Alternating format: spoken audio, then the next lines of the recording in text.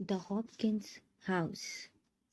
I have been meaning to invite you over ever since you started school, but I thought I would better let you settle in first. Anna said as we turned the first corner. I just nodded. I didn't have much energy for talking. I was uncomfortable in my wheelchair because of the heat. It felt like I was stuck to it, melting into it the way plastic melts in a fire. We continued slowly along the street, the hot summer sun beating down on us and making heat swelter up from the pavement. You could see it shimmering in hot waves. My palms were slippery with sweat as I guided my wheelchair along. So we did not talk at all. It was just too hot. For a crazy moment, I wished I would attach that wheelchair umbrella. Even the trees seemed to execute heat rather than offer shelter from the sun hot rays. We did pass a couple of kids from a school who looked sideways at us and smiled nervously. Anna just looked at me and shrugged her shoulders after they'd gone past. I was getting tired and sore, although I have been confined to a wheelchair ever since the accident because of the damage the car did to my spine when it hit me. I still have feeling in the lower part of my body. After a whole day in my chair, I feel as though I have been sitting in a bumpy car for a year. And because I have to rely on my upper body for all my movement, I do get exhausted. I would just about run out of energy completely when Anna said, "I'm here," and turned into a driveway that was lined with huge trees. They must have been over 100 years old. It was cool under these trees. Wow, I said immediately. I felt stupid. I wasn't a very interesting thing to say. I kept quiet after that as we meandered up the driveway. It was hard to stay that way. Though there in front of us at the end of the driveway was the most bizarre house I would ever seen in my life.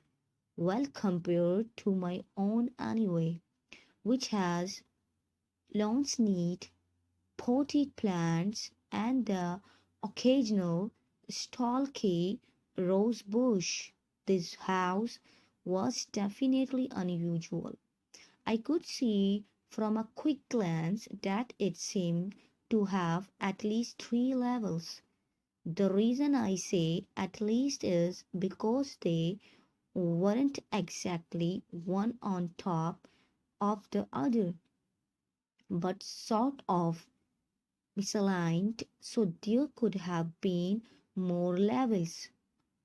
It looked as if someone had just added on section randomly wherever they felt like it. The whole place looked as if it was made of bits of driftwood and grass. Thick grass was growing on the flat roof parts of the place. It was like a huge mossy arc, and out of the top windows, if I wasn't hallucinating with sunstroke, trees were poking Anna followed my stare and said casually, "My dad loves gardening." "Oh, sure," I said, although trees growing out of a house wasn't what I understood by gardening. My mother liked gardening too, but she planted things in the soil or in pots.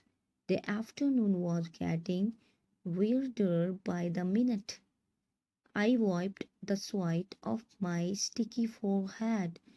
"Come on," said Anna. "My dad really wants to meet you." I followed her around the side of the house, and there right before me was a ramp, the perfect width and gradient for a wheelchair. I couldn't believe it. Anna saw my look of surprise, but she just smiled again.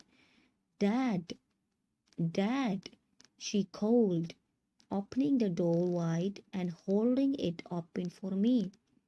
"We are home."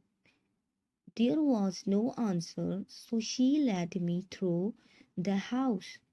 First, we went through a hallway. In the hallway, there was a strange sort of contraption like a pulley, but with a wooden platform, definitely wheelchair sized. Then we passed into a living room where, if I wasn't mistaken, some of the furniture was considerably lower to the floor than usual. Then we went to the kitchen again. Most things were lower to the floor than usual, like the oven and the kitchen benches. Suddenly it struck me how easy it was to move through this house. In fact, I had been so easy I hadn't noticed. The doorways were all wide enough for my wheelchair to pass through, and now that I thought about it, no one had to jump ahead of me, moving things out of the way, so I did not bash into them and knock them over. No one had to clean up the debris after me either. It felt great.